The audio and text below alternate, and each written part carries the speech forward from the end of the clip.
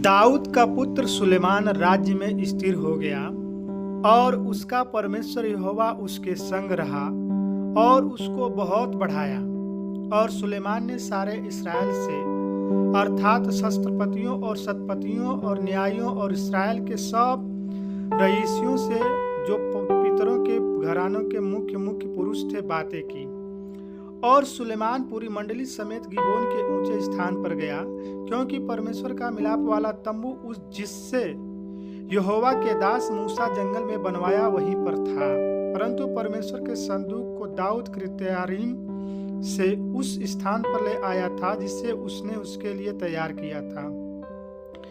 उसने जो उसके लिए यरूशलेम में एक तंबू खड़ा कराया था, और पीतल की जो वेदी ऊरी पुत्र के बसलेल ने जो हूर का पोता था बनवाई थी, वह गिबोन में यहोवा के निवास के सामने थी। इसलिए सुलेमान मंडली समेत उसके पास गया। उसी दिन रात को परमेश्वर ने सुलेमान को दर्शन देकर उससे कहा, जो कुछ चाहे कि मांग, मैं तुझे दूंगा, वही मांग। सुलेमान ने परमेश्वर से कहा, तू मेरे पिता दाऊद पर बड़ी करुणा करता रहा और मुझको उसके स्थान पर राजा बनाया है। अब हे यहोवा परमेश्वर, जो वचन तूने मेरे पिता दाऊद को दिया था वह पूरा हो।